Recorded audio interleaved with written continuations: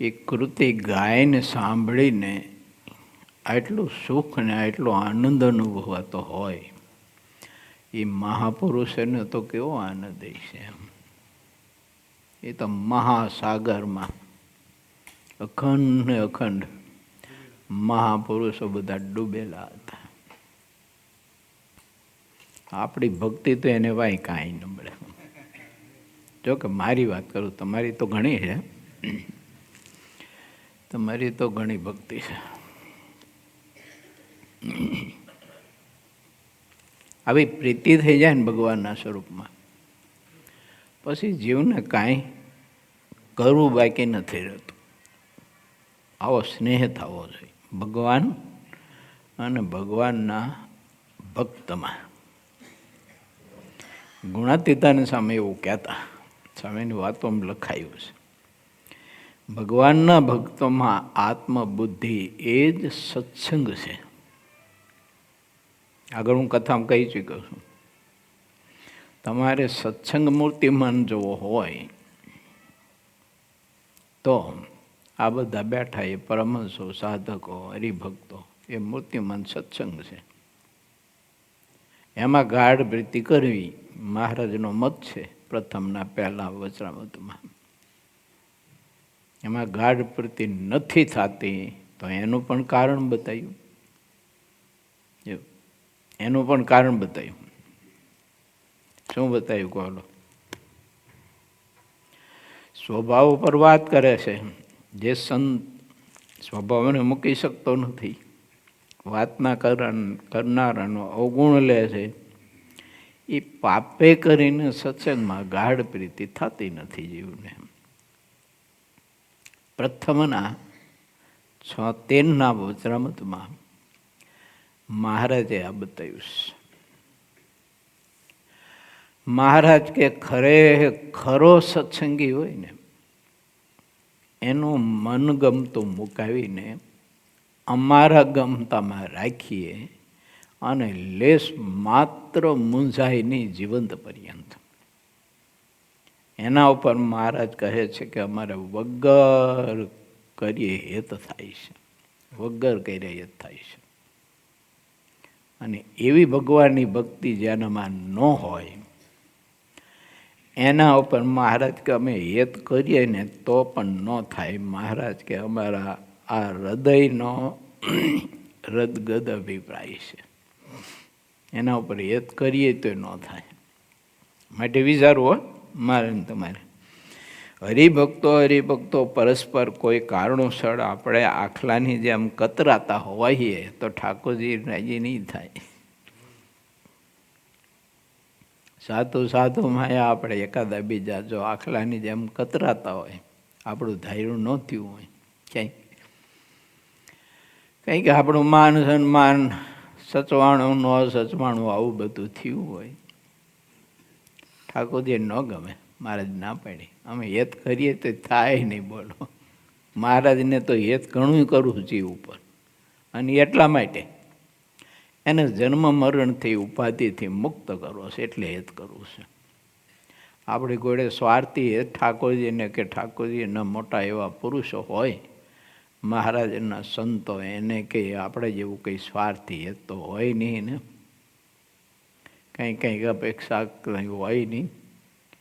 આ લોકમાં હું તમે લોકો નામ કોઈક હાથ ઊંચો કરે ને, વાનણી સાહેબ જય સ્વામિનારાયણ, એટલે સાહેબને સમજી રાખવું પડે કે આવતીકાલે આવડો મોટરસાઇકલ માગો આવવાનો છે. શું એ અમથમ તો હાથ ઊંચો ન કરે, સ્વાર્થ વિના નથી કરતું. એમ લખ્યું જ કવિએ, સ્વાર્થ વિના કોઈ પ્રીતિ કરતું નથી રે, કોઈ કોઈનું નથી રે. એલા નાહકના મરો બધા મથી રે. ભગવાન અને ભગવાનના એવા ભાગવત પુરુષ, આ બેને નિસ્વાર્થ હેત હોય છે જીવ ઉપર. બાકીના ને તો કોઈને કાંઈ મતલબ કાંઈક સ્વાર્થ પીડા હોય છે. ખબર નહીં, હવે દેખાય નહીં એવા બહુ સૂક્ષ્મ અવ્યક્ત સંકલ્પના બીજ અંદર પીડા હોય છે. માનીશી આપણી જાતને આપણે શાહુકાર, પણ હકીકતમાં જો જોઈએ તો છી તો ભિખારી. ભગવાનને ભગવાનના મોટા પુરુષ પાસે જીવ નાશવંત, દેહ સંબંધી, ઇન્દ્રિયો અંતકરણ સંબંધી, વિષયો સંબંધી કંઈક ઈચ્છા પૂર્તિ કરવા માટેના સંકલ્પ રાખતો હોય છે અને એવી અપેક્ષા સેવતો હોય છે.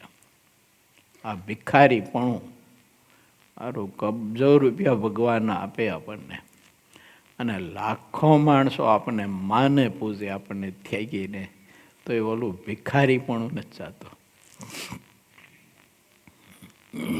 એમ થાય લાખ માણસ જ માને, ઓલાની 1 કરોડ મનુષ્ય માને, મને ધારે 1 લાખ માણસ જ માને. જો આવું થાય આપણને સાધુ થઈ ગઈને સંતોષ ન થાય. માટે કોઈ ન માને એમાં જ આપણું ભલું છે અને આપણું હિત છે. એમાં જે સુખ ને આનંદ આવે ને એ જુદો આવે. હું મૂડીમાં આરાધના કરતો હતો ને મારો અનુભવ છે. મૌન રાખીને જે આરાધના કરતો હતો ને એમાં જે સુખ ને આનંદ, એ કંઈ આ બધું બખડ જંતરમાં ન હોય. કંઈ એ સુખ આનંદ મહારાજની મૂર્તિનો જુદો હોય.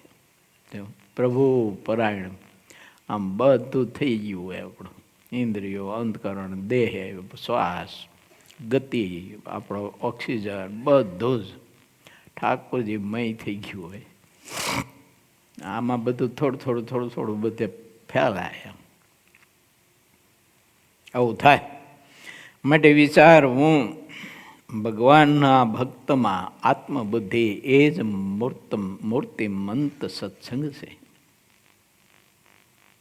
અને એ સત્સંગને આપણે જાણ્યો કહેવાય. પછી મન ગમતામાં ન રહેવા દે, આપણા પોતાના ગમતામાં ન રહેવા દે, અને એના ગમતામાં આપણને રાખે, ત્યારે રાજી થકો રહે. ત્યારે સમજવું એ પાકો સત્સંગી છે. વાંચજો લો પ્રથમનું 76મું વચનામૃત. અને મધ્યના 42માં મહારાજ એવું કહ્યું આપણા માટે. મહારાજ કે ભગવાનમાં મન સ્થિર થયું હોય અને વિષયના યોગ્ય કરીને ટાઢું થતું ન હોય, મહારાજ કે એને જ સાધુ જાણવા. બહુ અદ્ભુત વાત બતાવી છે. વિષયના યોગ્ય કરીને જેનું મન ટાઢું ન થતું હોય એને જ સાધુ જાણવા. આપણે બધાને એવા સાધુ થવાનું છે. એટલે આપણો આ નાનકડો એવો જનમંગલ મહોત્સવનો પ્રયાસ છે, પુરુષાર્થ છે. એવી સાધુતા કેળવવા માટે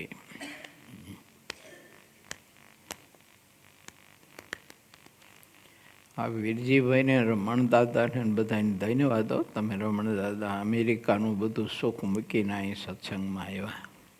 જો જયેશભાઈ બધા જોવો તો તમે એ લંડનની ધરતીમાં. અરે જયેશભાઈ તો પાછા ટ્રસ્ટી છો મંદિરના, તો તમને ન દેખાય.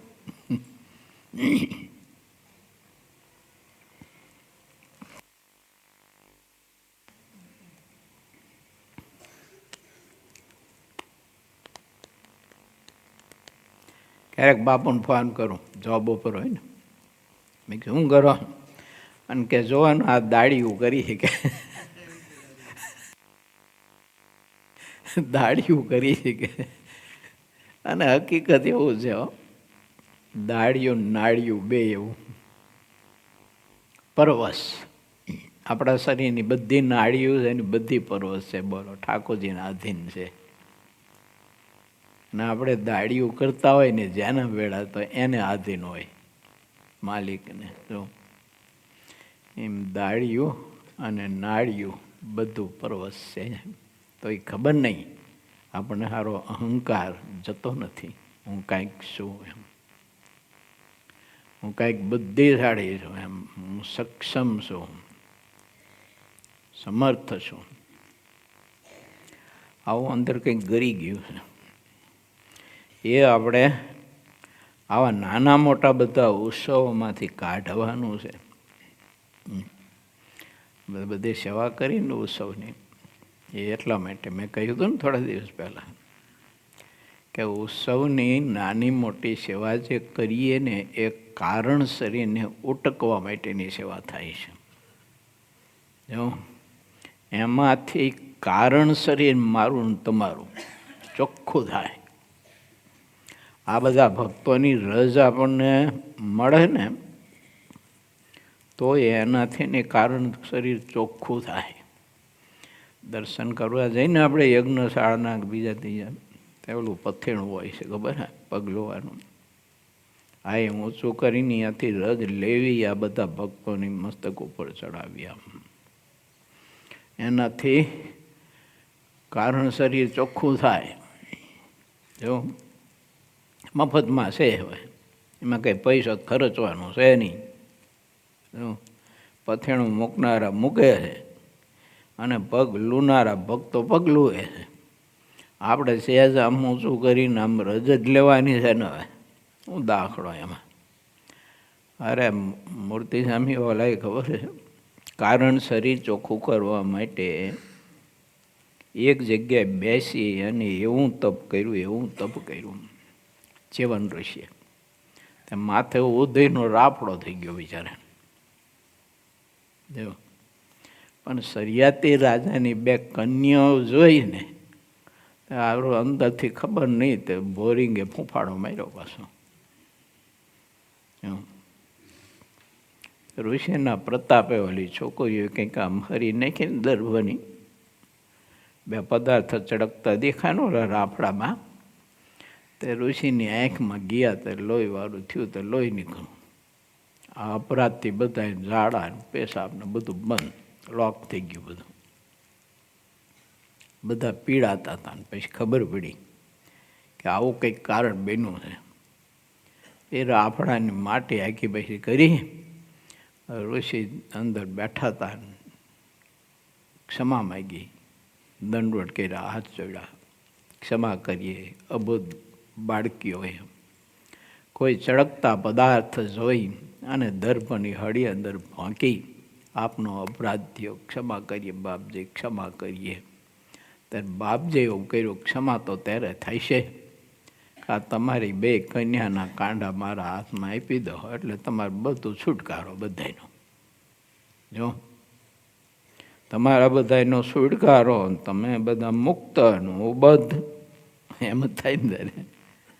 ઋષિ મંથાણા એમાં કથા છે ને ભાગવતમાં, બોલો, ભગવાન વ્યાસજીની કલમે લખાઈ છે. માટે આપણે વિચારીએ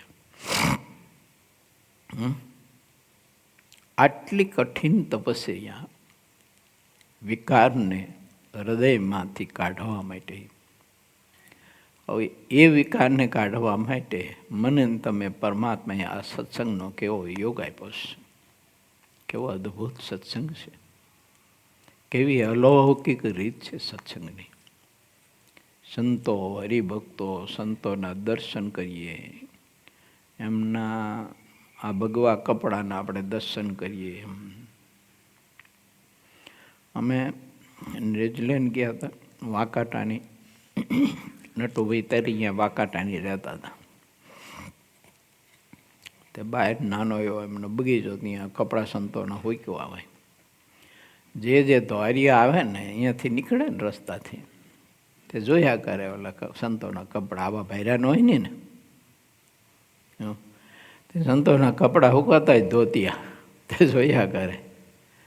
મેં બધાને સામે કહ્યું, મેં કીધું જેટલા ધોળિયા અહીંયા બ્રેક કરે છે ને એ બધાને સ્વામિનારાયણ ભગવાન છે ને સત્સંગમાં જન્મ આપવાનો સિક્કો મારી દેવાના. તો લખ્યું છે, હું નથી કહેતો, નિષ્કુળાન સ્વામી કહે છે. કોઈ કહે છે આ સંત બહુ સારા રે, તે તો કલ્યાણ ના કરનારા રે, એટલો જ ગુણ જે ગ્રેસે રે, તે તો બ્રહ્મમોલ વાસ લેશે રે. આટલી જ વાત છે. બોલો. એટલે આપણા ઉપર મહારાજની કૃપા, આવા પરમહંસો, એનું દર્શન, એના ચરણની રજ આપણને મસ્તકે ને છાતીએ અને નેત્રે લગાવવા માટેનો યોગ મળે, એવી વાત દુર્લભ એને સુગમ કરી મહારાજે. એટલે મુક્તાન સામે કહ્યું કે સુગમ કરી સિદ્ધિ. હા, જે કઠિન માર્ગ છે મોક્ષનો, એને સુગમ કર્યો.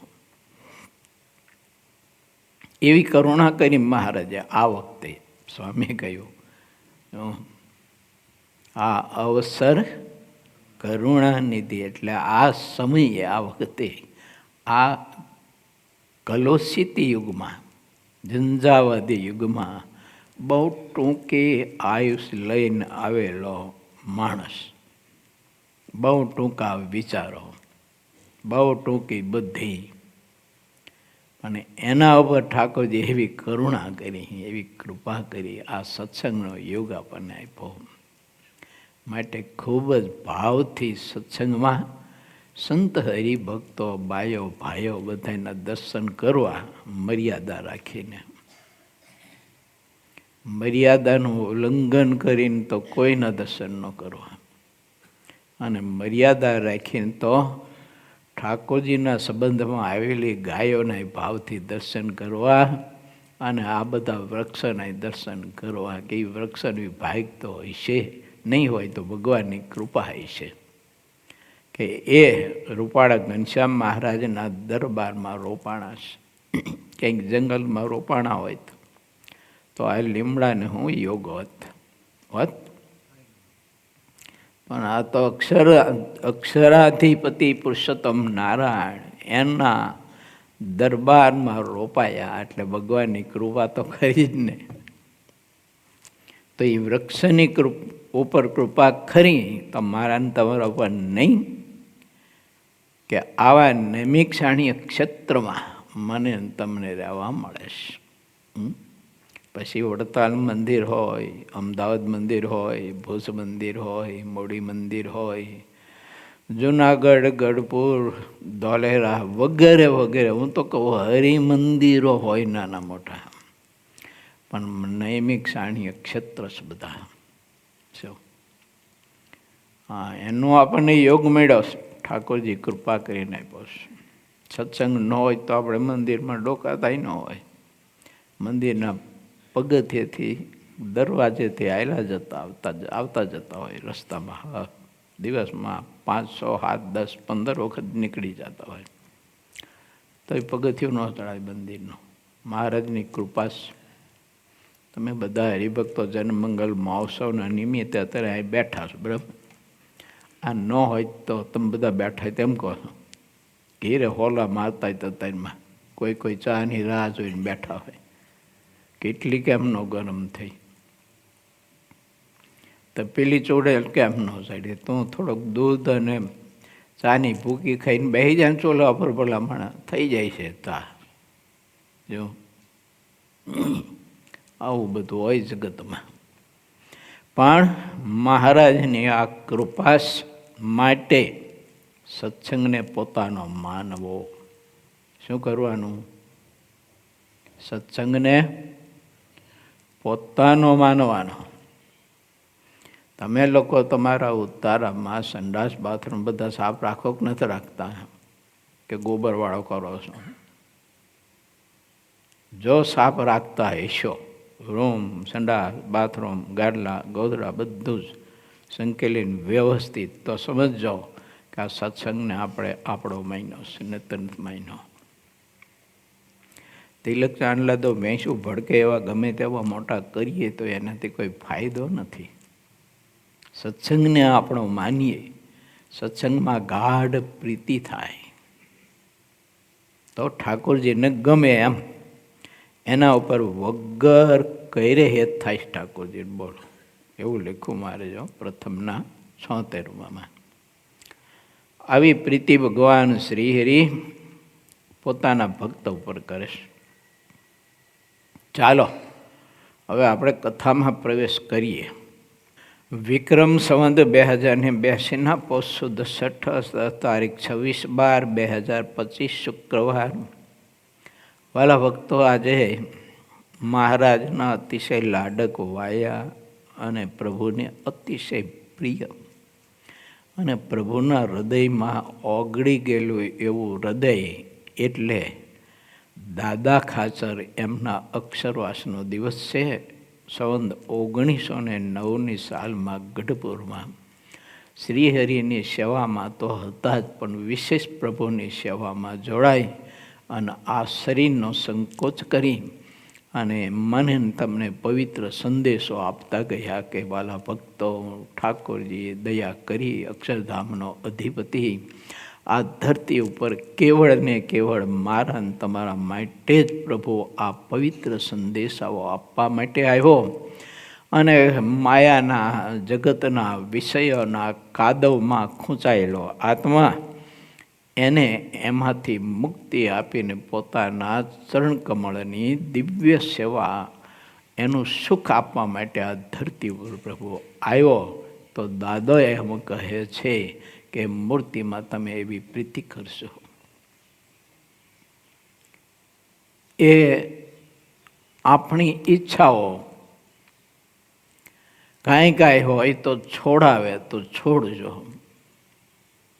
આપણું મનગમતું મુકાવે તો મૂકજો અને એના મનગમતામાં રહેજો. બ્રહ્માનંદ સ્વામીએ પણ આપણને સંદેશો આપ્યો છે, મનગમતો સર્વે મેલીને એક તમને રીઝાવારે. એ બ્રહ્માનંદ કહે મન કર્મ વચને મારા વાલા ગુણ તમારા ગાવા રે. અક્ષર મુક્તો ગોપાળન સ્વામી, મુક્તાનંદ સ્વામી, ગુણાતીતાનંદ સ્વામી, જીવબા લાડુબા આદિક અક્ષર મુક્તો. મને ને તમને જે સ્વરૂપ આપણને મળ્યું છે અને જે સત્સંગ મળ્યો છે એનું મહત્ત્વ પોતાના જીવનથી સમજાવે છે. દાદો એમ કહે છે કે આ મળ્યા પછી તમારે એની ઈચ્છા ઉપર તમારી કોઈ ઈચ્છા ન હોવી જોઈએ, એના સંકલ્પ ઉપર તમારો કોઈ સંકલ્પ ન હોવો જોઈએ, એની આજ્ઞા ઉપર તમને કોઈ પ્રકારનો સંશય ન હોવો જોઈએ. બસ પ્રભુએ આપણને આજ્ઞા કરી, કોઈ મોટા પુરુષે આપણને આજ્ઞા કરી, બસ એમ આપણે જીવન જીવીએ, પરમાત્માની ભક્તિ કરીએ. આવો પવિત્ર સંદેશો આપણને સહુ કોઈને ભગવાન સહજાનંદ સ્વામીનો લાડક વાયોને અભલનો દીકરો આપણને સહુ કોઈને બહુ અદ્ભુત વિચાર આપ્યો છે. એને જીવન સાથ કરવા માટેનો પ્રયત્ન કરીએ. એનું અમલીકરણ આપણે જો કરીશું તો સુખી થઈશું. બાકી સ્વભાવ સાથે ડોટાવે જઈશું અને ભક્તિ કરી જઈશું તો ભક્તિમાં સુખ નહીં આવે. હા, ખીચડી બહુ સરસ મજાની વઘારેલી આપણી રુચિકર છે, પણ એમાં થોડીક જો કોઈએ રેતી નાખી હોય ને પછી ખાઈએ, ભૂખ લાગી હોય તો બહુ કડકડીને ભૂખ લાગી હોય તો શું કરીએ, બીજું કંઈ ખાવાનું હોય નહીં, એટલે ભાઈ ખીચડી ખાઈએ પણ એ સુખ કેવું આવે.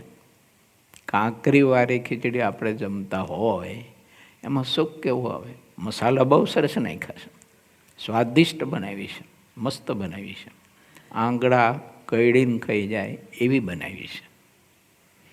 પણ કોઈએ દયા કરીએ એમ કરે, કોઈ દયા આવી એવું, અને કોઈ રેતી નાખીએ એમાં તો એ ખીચડી ખાવાનું સુખ કેવું આવે કહો. એમ છે ને, ભક્તિ કરતાં કરતાં સ્વભાવો જો ભેળા રાખશું ને તો એ કાંકરા જેવા સ્વભાવો મહારાજની મૂર્તિનું સુખ પરિપૂર્ણ નહીં લેવા દે. તૂટક તૂટક સુખ આપશે, પરિપૂર્ણ આનંદ નહીં આવે. સ્વભાવ તો બધા અનેક પ્રકારના હોય, કામ વાસનાના, રસાસ્વાદના, માન અહંકારના, લોભ ઈર્ષા દંભ કપટના, કંઈ કંઈ હોય બધું. બહુ ખતરનાક છે. હજી કાંકરા હારા, રેતી હારી, પણ આ સ્વભાવ તો બહુ ખતરનાક. આવો સત્સંગનો યોગ મેળ્યા પછી, આવા પરમહંસો તમે જેવા ભક્તો મેળ્યા પછી એમાંથી સુખ ન લેવા દે. કોણ ન લેવા દે? આપણા સ્વભાવ. આપણે આમ રહેલી વાયડાય, કાંઈ જ્ઞાન ન હોય, કાંઈ સમજ ન હોય, પણ તોય હારો અહંકારનો પાર ન હોય, વાયડાઈનો પાર ન હોય. અલ્લાહ દિન થઈને, દાસ થઈને સુખ લો ને મારા બાપ આ સત્સંગમાંથી. જો સમુદ્રનું પાણી ખારું, પણ પરમાત્માએ ખારા પાણીનો યોગ આપ્યો ને એ સમુદ્રના જળચર પ્રાણીઓને, તો એ રાત્રિ દિવસ છે ને એ સમુદ્રનો આનંદ એ લોકોએ માણ્યા કરતા એ અદ્ભુત પ્રાણી છે. એ પ્રાણીને બીજું કોઈ નોલેજ નથી કહી છે, એને કાંઈ નથી, પાછું ખારું આપ્યું. બોલો, અને મને તમને તો મારા બાપ મીઠો સત્સંગ આપ્યો છે. આ સત્સંગ કેવો છે? અમૃત જેવો છે. જો મુક્તાનંદ સ્વામી લખ્યું, અમૃત પે અતિ મીઠા મુખથી. આ સંતો છે ને એ મૂર્તિમંત સત્સંગ છે, અને એના મુખમાંથી છે શબ્દ એમાંથી નીકળતા હોય, વરસતા હોય. એ છે ને અમૃત છે, મીઠું. તો ઓલા પ્રાણીને બીજું કોઈ નોલેજ નથી, કાંઈ જ્ઞાન નથી, અને ખારામાં ખારો સમુદ્ર, એનું પાણી ખારું દૂધવાર જેવું, તો એ વારા એમાંથી આનંદ માણે. તમે જોઈજો, એટલે વેલ માછલીઓ બધી તમે જોવો તો કેટલું આનંદથી જીવન જીવતી હોય છે, પરિવાર સાથે. હો પાછા જો હા, પરિવાર સાથે એ ખારા પાણીનો આનંદ બહુ જ માણતા હોય છે જીવંત પર્યંત. એ સમુદ્ર, જો સમુદ્ર છે ને, મોટા મોટા મોજા ઉછળે, એવા મોટા જબરા, મોટી હવેલી કરતા મોટા મોજા ઉછળતા હોય. તો એ મોજું આવે તો ઓલી માછલીને ઉપાડીને ઊંચે કરીને હેઠે ફેંકે. આવું કરે સમુદ્ર. તોય એ માછલી સમુદ્રનો ત્યાગ ન કરે. એટલે સત્સંગમાં આપણને માન અપમાન કોઈ મોજા આવ્યા હોય તો આપણે તો તરત પાકા ચીબડાની જેમ વહેકી જાય. આ મૂક્યો સત્સંગ, આપણે શું કામ છે? જો તરત સત્સંગ છોડી દે છે.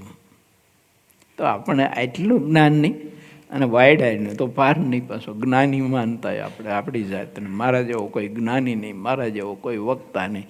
પણ એલા તને ઓલા જળચર પ્રાણી જેટલું ભલામણા નોલેજ સમજણ નથી તને. જો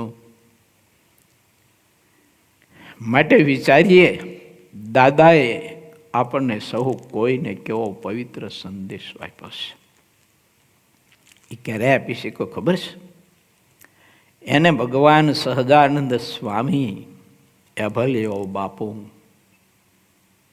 અને એને મુક્તાનંદ સ્વામી જેવા, બ્રહ્માનંદ સ્વામી જેવા, ગોપાળાનંદ સ્વામી જેવા સદગુરુ મળ્યા. એટલું નહીં, એને રાત્રિ દિવસ સેવા, એના વચનનું અમલીકરણ કર્યું એટલે દાદો કહેવાનો.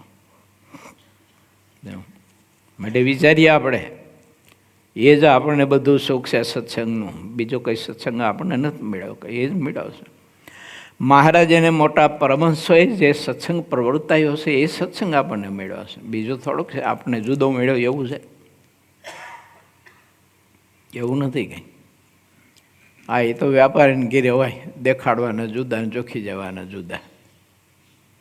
એ સત્સંગમાં એવું ના હોય. સત્સંગ તો એ જ છે. જો આપણે વૃત્તિ બદલવાની જરૂર છે, બીજું કશું કંઈ કરવાની જરૂર નથી. નથી દેહ બદલવાની જરૂર, નથી કપડાં બદલવાની જરૂર, નથી આશ્રમ બદલવાની જરૂર, નથી શરીર બદલવાની જરૂર. જરૂર છે મારે તમારે વૃત્તિ બદલવાની. કપડાં બદલાવીને આશ્રમ બદલાવી શું દાડો અરે વૃત્તિ તો એ નહીં રહી.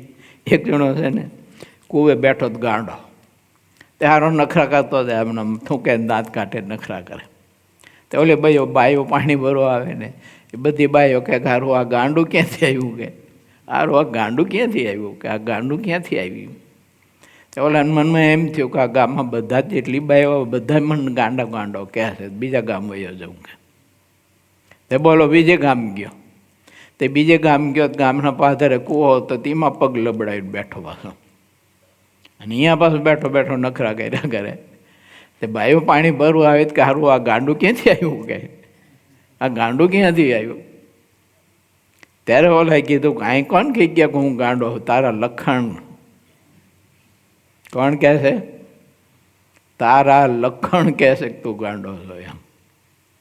એમ આપણે છે ને બદ્ધ છીએ, વિકારવાન છીએ, વાસનિક છીએ. એ આપણને કોણ બીજું કંઈ નથી કહી જતું. કંઈ આપણા લખણ કહે છે, આપણું વર્તન કહે છે, આપણું આચરણ કહે છે. માટે હું ને તમે વૃત્તિ બદલવા માટેનો એવો દૃઢ સંકલ્પ કરીએ કે મારે વૃત્તિ બદલવી છે. અને વૃત્તિ બદલશું ને આ બધા જ અક્ષરધામના મુક્તો જ દેખાય છે મને તમને. અને નહીં વૃત્તિ બદલીએ ને તો અક્ષરધામનો અધિપતિ અહીં બેઠો હોય છે. આ રૂપડા ઘનશ્યામ મહારાજ અહીં બેઠા સિંહાસનમાં. વૃત્તિ નહીં બદલીએ ને તો આપણને જયપુરની ખાંડનો પથ્થર જ દેખાય છે. માટે બદલવાની જરૂર છે વૃત્તિ. હા, વૃત્તિ બદલી એના માટે આ સૃષ્ટિ બધી નિર્ગુણ છે. વૃત્તિ બદલાણી એટલે સમગ્ર સૃષ્ટિ એના માટે નિર્ગુણ છે. હા, એટલે કોઈ કવિએ કંઈક એવું લખ્યું છે, નિર્ગુણ ચદરિયા ઓઢે કોઈ સંત સુજાણ. એવું છે ને, બોલો એવું ભજન છે. ચદરિયા એટલે હું વૃત્તિ મારા બાપ. જો નિર્ગુણ વૃત્તિ મહારાજના બધા મુક્ત પુરુષો. મને આવા મહારાજના મુક્ત પુરુષનું બ્રાહ્મ મુહૂર્તમાં દર્શન થાય, એના ચરણની રજ મને ચડાવવા મળે. પેલા ઓલો ઉદ્ધવજી બિચારો છે ને, આવો મહા મોટો જ્ઞાની પુરુષ, અને ભગવાન આગળ કર કરતો તો, હે ભગવાન દયા કરો, મારા બાપ દયા કરો. મારું કદાચ ભાગ્ય એવું ન હોય, આરાધના એવી ન હોય, અને ફરીને જન્મ મને મનુષ્યનો મળ્યો ન હોય ને, તો મારા બાપ કૃપા કરજો કે આ વ્રજની કોઈ હું છે ને વનસ્પતિ બનું, કોઈ પથ્થર બનું. શા માટે? તો કે આ ગોપીઓના ચરણની રજ અને કૃષ્ણ જેના આચર પકડીને દૂધ દોતો હોય, અને જેના પીઠ ઉપર હાથ ફેરવતો હોય, અને જેનું પૂંછડું પકડીને પાછળ દોડતો હોય, એ ગાય માતાના ખરીથી ઉડેલી રજ મને જો પ્રાપ્ત થઈ જાય ને, હે ભગવાન, તો હું નિર્વિકાર થઈ જાઉં. આવું મને આપજો, કૃપા કરજો પ્રભુ. ભલે પથ્થરનો આપજો દેહ, વૃક્ષનો કોઈ વનસ્પતિનો આપજો. બધું સહન કરવું પડશે તો કરીશ. કેમ? વનસ્પતિને તો બધું કેટલું સહન કરવાનું હોય, ટાઢ, તડકો, બીજું ત્રીજું, વરસાદ થયા ન થયા, આ તે બધું તરસ વગેરે વગેરે. પછી આપણે જેવા પાછા કવાડા લઈને કાપતા હોય, પથ્થર મારતા હોય. એક વાત છે કે પથ્થર મારી છે ને આપણે વૃક્ષને તોય આપણને ફળ આપે છે. કવાડો લઈને કાપીએ ને તોય આપણને ફળ આપે છે. એ રોષ નથી કરતો કે આને લેવા દેવા વિનાના મને પથ્થર માર્યો, આરો લૂચો હરામી પાપી મૂર્ખ, આ એને કે પાંદડું ન આપો, એવું વિચારે છે વૃક્ષ. બની ગયેલી જ ઘટનાઓ. જામ સાહેબ બગીચામાં બેઠા છે, અંગરક્ષકો આજુબાજુ બેઠા છે. કોઈ એક ભિક્ષુક ભિક્ષાવૃત્તિએ નીકળેલો, પણ ભિક્ષામાં કાંઈ મળેલું નહીં. બિચારાને ભૂખ બહુ લાગી હતી અને પેટનો દાહ તો કોઈનો હગો ન થાય. ચાલતા ચાલતા જામ સાહેબના બગીચામાં સરસ મજાની બોરડી, આવો શિયાળા જેવો સમય હશે, સરસ મજાના બોર પાકેલા, સરસ મજાના લાલ પીળા બોર હતા. જોયા અને સંકલ્પ થયો, ભિક્ષામાં કંઈ મળ્યું નથી, પેટનો અગ્નિ બહુ સતાવી રહ્યો છે. એક પથ્થર લઈને કર્યો ઘા એને બોરડી ઉપર બોર પાડવા માટે, અને એ પથ્થર સીધો જ જામ સાહેબના મસ્તક ઉપર લાગ્યો અને લોહીની ધાર નીચે થવા માંડી. ઓલા રક્ષકો બધા માંડ્યા દોડવા, પકડો સાલાને, મારો ખૂટો. પકડો લાવ્યા. જામ સાહેબ કે ખબરદાર એને કોઈ આંગળી નહીં અડાડતા. આવો ભાઈ, ભગવાન છે ને મોટો પાને આપે, આવું દિલ હોય એને. જો આપણે તો દિલ હાંકડા અને પછી ઈચ્છા કરી બહુ મોટપની, શેખ ચલી જવા વિચારો કરીએ કે હું ભારત દેશનો વડાપ્રધાન થઈ જાઉં. આ બધા શેખ ચલીના વિચારો જેવા વિચારો કહેવાય. દિલ જોઈએ. જામ સાહેબે પૂછ્યું કે હે ભાઈ, આ પથ્થર તેમ માર્યો બોરડીને? હા બાપુ, મને ખબર નહીં, આપના બગીચાની બોરડી છે. કેમ માર્યો તો? બાપુ, ગામમાં ભિક્ષાવૃત્તિ ખૂબ ફેર્યો, પણ ભિક્ષામાં કાંઈ મળ્યું નહીં. 2 દિવસનો ભૂખ્યો છું. પેટનો દાહ બહુ બળતો તો અગ્નિ, ભૂખથી રહેવાનું નહીં. આંખે બોર જોયા, મન રહી ના શક્યું. પથ્થર લઈને બોર પાડવા માટે મેં પથ્થર માર્યો. બાપુ, આપના મસ્તકમાં વાગ્યો, મને ક્ષમા કરો. હું આપની રૈયત છું મારા બાપ, મને ક્ષમા કરો. દંડ દેવો ઘટે એટલો દ્યો. હા, તો તે બોરડીને પથ્થર માર્યો તો બોરડીએ તને શું આપ્યું? મને ખોબો ભરીને બોર આપ્યા. બાપુ, આ તમારા બગીચાની બોરડીના બોર છે, અને મેં પથ્થર માર્યો તો એ ખોબો ભરીને બોર પીડા મેં વીણા. લ્યો બાપુ, આ તમારા બોર છે. જામ સાહેબ કહે છે, પ્રધાનજી, જી મહારાજ, જાઓ કોઠારમાં અને 2 ખોબા ભરીને સોના મરો લેતા હો. અરે બાપુ, શું કરશો? મારા ભિક્ષુકને આપીશ. કેમ? તો એક બોર જેવું વૃક્ષ, એને માણસ જેવી ચેતના પરમાત્માએ નથી આપી, બુદ્ધિયોગની. તો માણસના બુદ્ધિયોગ પાસે તો એની ચેતના અબુદ્ધ કહેવાય. અને એને પથ્થર મારતો હોય એક ગરીબ માણસ, અને એને બોરડી જો એક ખોબો ભરી અને બોર આપતી હોય, તો હું તો જામનગરનો જામ સાહેબ છું. પ્રધાનજી, 2 મોટા ખોબા ભરીને સોના મરો લેતા હો, મારે એને સોનો મરો આપીશ.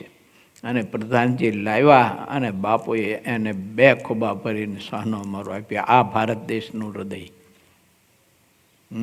આ આપણા ભારત દેશની ધરતીનું હૃદય છે. અને એ હૃદયની હું તમને વાત કરી રહ્યો છું કે દાદો અમતો નહોતો કહેવાતો. ભગવાન સહજાનંદ સ્વામી કહે, દાદા હા મહારાજ, કૃપા પ્રભુ આજ્ઞા કરીએ, મારા બાપ બોલીએ.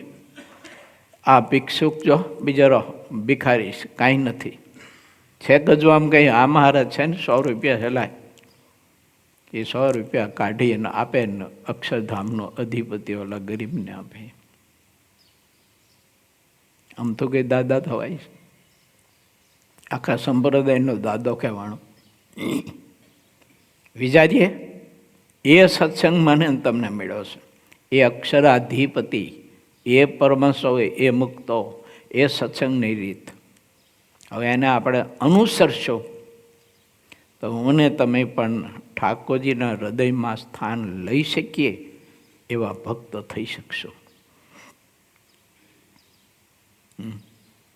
બાકી તો આ લોકમાં મારા ને તમારા બધા વખાણ કરે, આલ્યો મલ્યાને વખાણે, માલ્યો આલ્યાને વખાણે, હું દાડો વારવાનો. મૂર્તિનું સુખ એમાં કંઈ થોડુંક મળવાનું છે આપણને ને. સત્સંગ શું કામ આપ્યો? મૂર્તિનું સુખ માણવા, મૂર્તિનું સુખ સિદ્ધ કરી અને માણવા ઠાકોરજી આ સત્સંગનો યોગ આપ્યો છે. આ સત્સંગનો યોગ મને ને તમને વિષયો મેળવવા માટે ને વિષયો ભોગવવા માટે થોડોક આપ્યો છે. ઠીક છે, પ્રથમનો 8મો એમ કહે છે કે શરીરની આવશ્યકતા પૂરતા શાસ્ત્રની મર્યાદામાં રહી વિષય ભોગવો, કેમ કે શરીર છે અને એ આ લોકમાં મૃત્યુ લોકનું આ એક શરીર છે, નાનું એવું બ્રહ્માંડ છે, તો એને જરૂર પડે વિષયોના, પણ આવશ્યકતા પૂરતા. અને એ તે શાસ્ત્રની મર્યાદામાં રહીને, શાસ્ત્રની મર્યાદાનું ઉલ્લંઘન કરીને વિષય મત આપો. મારે ના પાડે સ્પષ્ટ કે જેનાથી આપણી ઇન્દ્રિયો વિહવળ થતી હોય, જેનાથી મોક્ષ બગડતો હોય, શરીર બગડતું હોય, પરિવાર બગડતો હોય, પરિવાર પાયમાલ થઈ જતો હોય, વ્યવહાર ખતમ થઈ જતો હોય, મહારાજ કહે છે કે એવા વિષયો મત ભોગવીએ. માણસે આપણે જોઈએ તો ઠાકોરજીએ શરીર તો હંગાડે ઉતાર્યું એવું ગુલાબના ગોટા જેવું આપ્યું હોય છે. બાળક જન્મે ત્યારે કેવું સરસ મજાનું ગુલાબના ગોટા જેવું હોય છે ને. મારે જો વેદાંતમાં લખ્યું, નાનું છોકરું હોય ને, ઓલું નાનું ગલુડિયું, મારે કે રાબડા જેવું દેખાતું, મોટું થાય ત્યારે ખોહેલું થઈ જાય. એમ મોટા થયા પછી ન નાખવાનું બધું આ બોડીમાં નાખી કર્યું પછી શું થાય કહો લો? એલા ડીઝલનું એન્જિન પેટ્રોલનું નખાય એમાં કે નખાય? હાલે? ડીઝલનું એન્જિન હોય પેટ્રોલ નાખો શું થાય? ચોકઅપ થઈ જાય, હવે એન્જિન ક્લાસ થઈ જાય. વાત કરો હતા. એમ આ શરીરમાં પરમાત્માએ જે ઔષધ નાખવાના કીધા છે અને એની પણ માત્રા નક્કી કરી દીધી ઠાકોરજીએ. ઔષધ તો એના એ, પણ એની માત્રામાં આપવું જોઈએ પાછું. જો હા, પછી આપણે પછી તરી મોટા મોટા આવડા ચોરમાના લાડુ દબાઈ દઈએ કબાટમાં, જેમ કપડાં ગોઠવે એમ, તો પછી સુખ થોડુંક મળે છે એવું ને. માટે વિચારીએ, જરૂર હોય તો જ આપો શરીરને ખોરાક, ના જરૂર હોય તો પછી આ બોડીમાં નાખી થોડો કોથરો છે, ભેર કરો ખાંચી. ઘણા બધા લોકો કોથરામાં મળતા હોય ને, આના પછી આમ ઠપ કરે એમ. ઘણા બધા જમતા હોય તે ઊંચો થઈને આમ પડતો હોય, થોડુંક વધારે જાય ને 1-2 લાડવા ગણતરી આવી એમ. માટે વિચારવું, જરૂર હોય તો જ આપો, બાકી એને આપો ખરા, અખંડ આપો, પણ પરમાત્માની ભક્તિનો રસ આપો. અને એને સ્વામિનારાયણ મહામંત્રનો રસ આપો. હાલતા ચાલતા ખાતા પીતા પ્રત્યેક ક્રિયામાં સ્વામિનારાયણ સ્વામિનારાયણ સ્વામિનારાયણ મંત્ર જપ કરવા માટેનો અભ્યાસ કરીએ આપણે બધા. એ ખોરાક આપવાની વાત છે. બહુ અદ્ભુત વાત છે. ચાલો આપણે કથામાં પ્રવેશ કરીએ. શ્રી હરિચરિત્રામૃત સાગરના 24મા પૂરના 15મા તરંગની કથા આપણે ચાલી રહી છે, જેમાં આપણે સૌ કોઈએ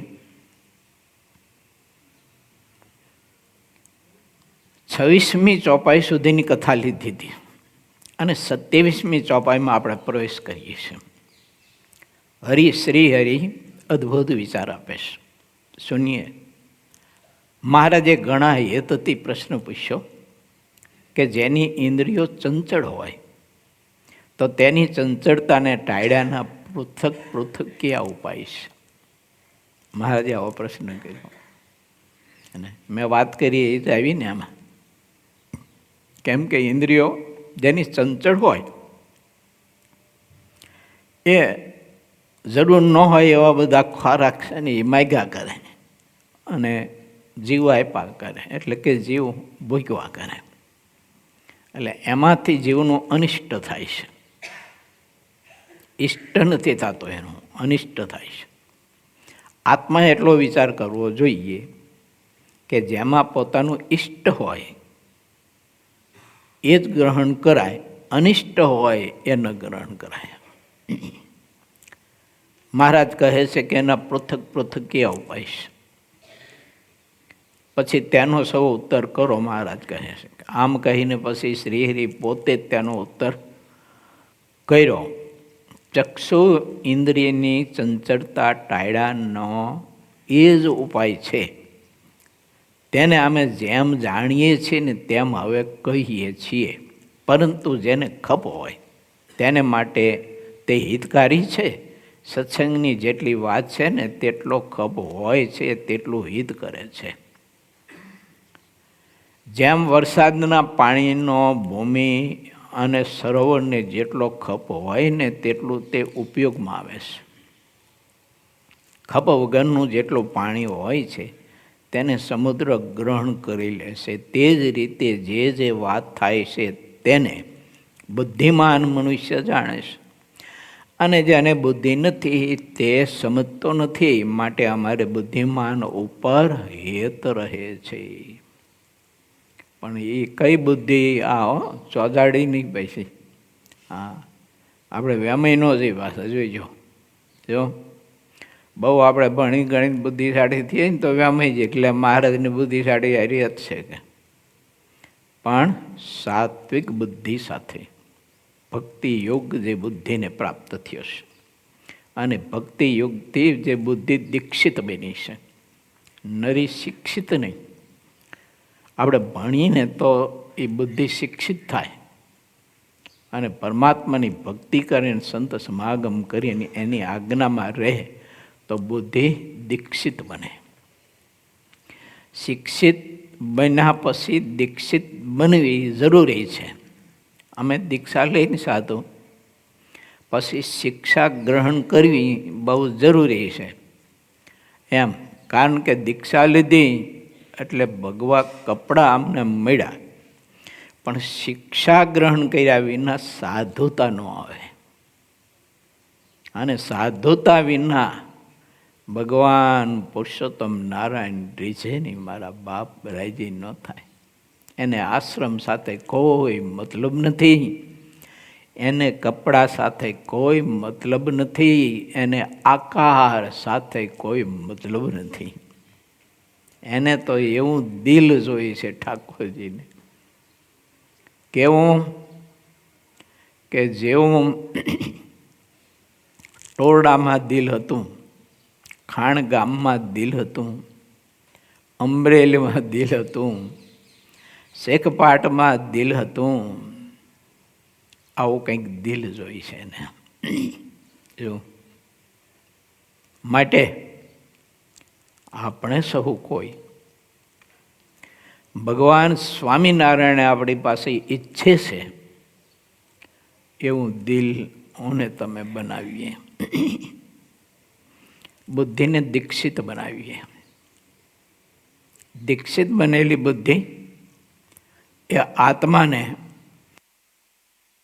પરમાત્મા તરફ જ દોરી જવાની, કલ્યાણ તરફ જ દોરી જવાની.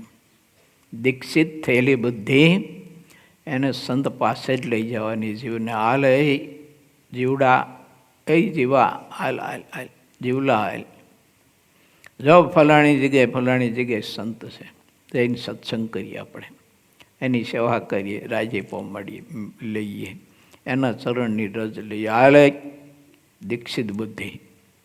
શિક્ષિત બુદ્ધિ હાલ બા ફલાણી જગ્યાએ જો સરસ મજાનું આ નવું પિક્ચર ચડ્યું છે, ઓ આ ફલાણી જગ્યાએ અહીંયા બોલો આમ કંઈક શું ઢોસાક શું કંઈક એવું વખાણાય છે તમારા ગામનો કોક કરે શું ઢોસાક શું કંઈક કરે ઢોસા ને હા બોલો એ ઢોસા બનાવે છે તો એના ઢોસા ખાઈ ખાઈને કંઈક ને ઢોસા નીકળી ગયા જો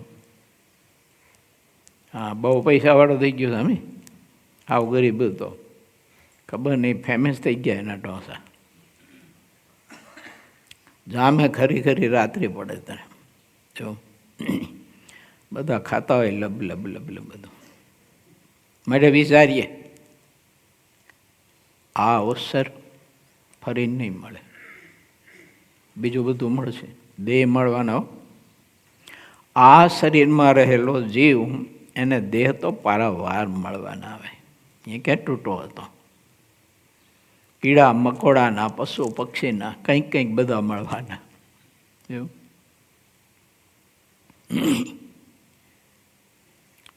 ચક્રવર્તી સર્વભૌમ સમ્રાટ કેટલો બુદ્ધિશાળી હોય કેવી સાહેબી કેવી સમૃદ્ધિ ભોગવતો હોય અને એ ચક્રવર્તીને ખબર નહીં વૃત્તિ કે કર્મના કારણે કોઈ ભૂંડનો દેહ ગધેડાનો દેહ બળદનો ગાયનો કોઈ ગરીબ ઝૂંપડપટ્ટીમાં કે કીડા મકોડામાં એ જીવને ભગવાન નાખે પ્રથમનું 13મું એમ કહે છે 3 ગુણ પ્રધાનપણે કરીને કર્મ કરે છે નિત્યાનંદ સ્વામીનો પ્રશ્ન છે એ કર્મને અનુસારે પરમાત્મા 4 પ્રકારની યોનિમાં એને શરીરો આપે છે દેહ આપે છે અને દેહમાંય પણ કર્મના કારણે સુખ અને દુઃખ આપે છે બધાના શરીરમાં એક સરખું સુખ હોતું નથી હા કોઈને કાંઈ વ્યાધિ શરીરમાં હોય કોઈને કાંઈ વ્યાધિ હોય કાંઈ વ્યાધિ હોય પણ આવી વાત સાંભળી અને મોટા પુરુષને આમાંથી વાત કરજો પાછા બધું ભેગું ડોટ આવતા નહીં મુક્તાનંદ સ્વામીને ક્ષય રોગ હતો તો આવી બધી વાતો સાંભળી અને પછી આપણે એવું બધું ડોટાયું ન જવું કે કર્મ હતા એમના મોટા પુરુષ તો મારા તમારા જેવા જીવના કલ્યાણ માટે એ પ્રકૃતિ સ્વીકારતા હોય છે એને ક્યાં પ્રકૃતિ હોય એને પ્રકૃતિ હોય એને મુક્ત કહેવાય એ તો બધું કહેવાય જેને પ્રકૃતિ છૂટી જાય છે એને મુક્ત કહેવાય તો મુક્તમાં પાછી પ્રકૃતિ દેખાય સમજવા જેવી વાત તો ખરી જ ને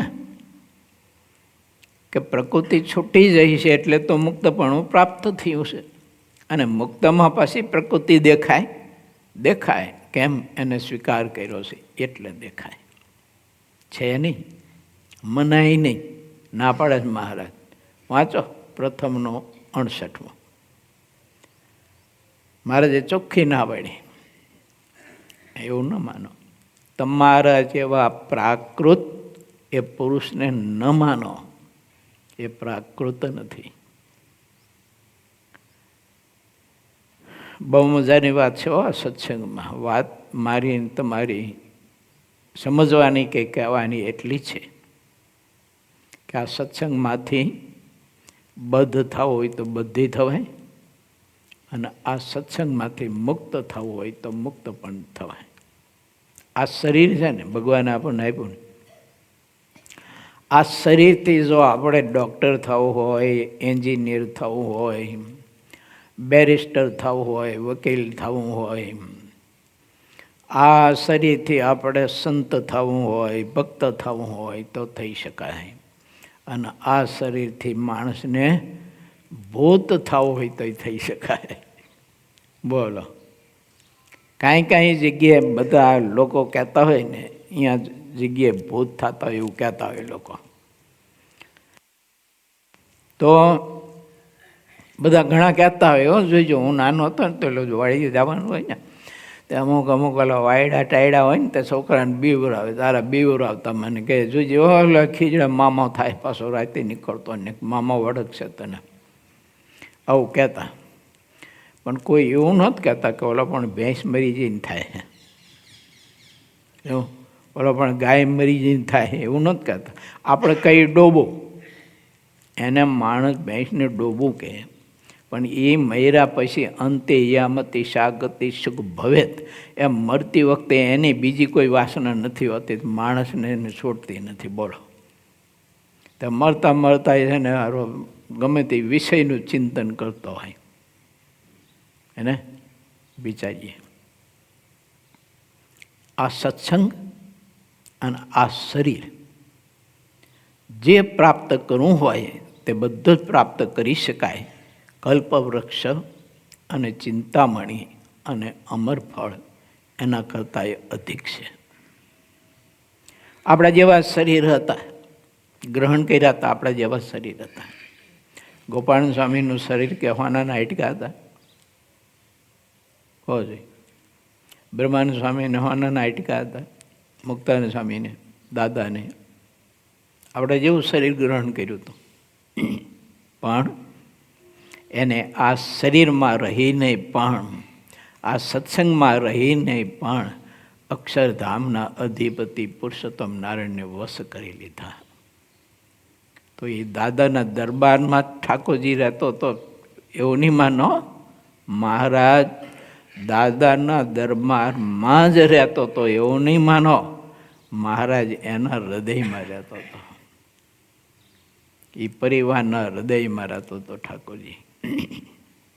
આવી ભક્તિ બોલો, સત્સંગમાંથી મેળવું કે ન મેળવું? સત્સંગમાંથી એને મેળવું, સંતમાંથી મેળવું. તો એ જ આપણને સત્સંગ મેળવ્યો છે, એ જ સંતની પરંપરા છે, એ જ ભક્તની પરંપરાઓ. આમાં કંઈ બીજી પરંપરાઓ તો જોઈન્ટ વેચમાં તો થઈ નથી ગઈ, એ જ મળી છે આપણને. માટે દિવ્ય ભાવ, દિવ્ય દ્રષ્ટિ અને ભગવાનના ભક્તનું ખૂબ જ મહાત્મય સમજવું.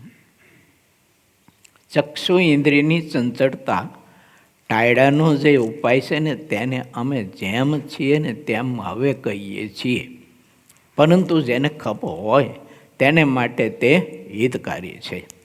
સત્સંગની જેટલી વાત છે તે જેટલો ખપ હોય તેટલું હિત કરે છે. જેમ વરસાદના પાણીનો ભૂમિ સરોવરને જેટલો ખપ હોય છે તેટલું એમાંથી મળતું હોય છે, તેટલું તે ઉપયોગમાં આવે છે. ખપ વગરનું જેટલું પાણી હોય છે તેને સમુદ્ર ગ્રહણ કરી લે છે. તે જ રીતે જે વાત થાય છે તેને બુદ્ધિમાન મનુષ્ય જાણે છે, અને જેને બુદ્ધિ નથી તે સમજતો નથી. માટે અમારે બુદ્ધિમાન ઉપર હેત રહે છે. જેને મોક્ષનો ખપ હોય તેને તે બુદ્ધિ ઉપયોગમાં આવે છે, પણ જેને ખપ નથી હોતો તેની બુદ્ધિ વ્યર્થ જાય છે. ધરતી ઉપર પાણી તો કરોડો અબજો ગેલન પડે છે આકાશમાંથી, અમૃત જેવું. પણ પૃથ્વીને ખપ હોય, સરોવરને ખપ હોય એટલું રાખે છે, ના ખપ હોય એટલું સરોવરમાં છલકાઈને બધું વયું જાય છે સમુદ્રમાં. પૃથ્વીને ખપ હોય એટલું પૃથ્વી પોતે ગ્રહણ કરે છે, ચૂસે છે. ના ખપ હોય ના લે તો ઓલું સમુદ્રમાં બધું વયું જાય છે પાણી જેવું. એમ આ સત્સંગમાં છે બધું. હું ઘણી વાર કહું કે મહારાજે પોતાના અક્ષર મુક્ત, મારા તમારા જેવા એક પામર જીવ, અબુદ્ધ અજ્ઞાની, એના ઉપર દયા કરી અને એવા મુક્ત પુરુષ આપણને આપ્યા હોય, એના ભેળા આપણે રહેતા હોય. એ આપણને મહારાજમાં પ્રીતિ કરાવવા માટે ખૂબ જ મારા તમારા ઉપર મહેર કરતા હોય. આપણું ઘણું બધું ખમી ખાતા હોય, આવું બધું ઘણું હોય, પણ ખપ વિના હોને તમે તે મુક્તને આખી જિંદગી ભેળા રહી તો ન સમજી શકીએ. સમજી ન શકે તો અનુસરી તો શી ન શકવાનો હતો. એની મરજીમાં કેમ રહી શકશે? એને સમજી જ નથી શકતો તે. મેં વિચારીએ. અને સમય કાળ એ તો આપણને સમય પૂરતી વાદળી આપે છે, અને વાદળી પણ સમય પૂરતું જ અમૃત આપે છે. વર્ષા ઋતુ પૂરી થઈ જાય એટલે વાદળી પછી નથી આવતી, અમૃત નથી આપતું. પરંતુ અક્ષરાધિપતિએ પોતાના મુક્ત પુરુષને આ ધરતી ઉપર જ્યારે મોકલે છે ને, જેટલો સમય નક્કી કરીને એટલો સમય તે મુક્ત પુરુષ અનરાધાર વરસે છે. શું વરસે છે? અનરાધાર વરસે છે.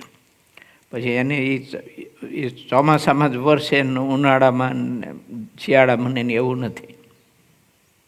એ અખંડ જ્યાં સુધી ઠાકોરજીએ એને સંદેશો આપ્યો કે આટલા વર્ષ સુધી તારે વર્ષ કરવાનું, એ વૈસા જ કરે. પાછું કેવળ અમૃત જ પાયા કરો, નકરું અમૃત જ પાયા કરે. બોલો, ગોપાળન સ્વામી કેવું અમૃત પાયું, મુક્તાનંદ સ્વામી કેવું પાયું, બ્રહ્માનંદ સ્વામી કેવું પાયું. હવે એમાં છે ને નાના મોટા પાત્ર હોય.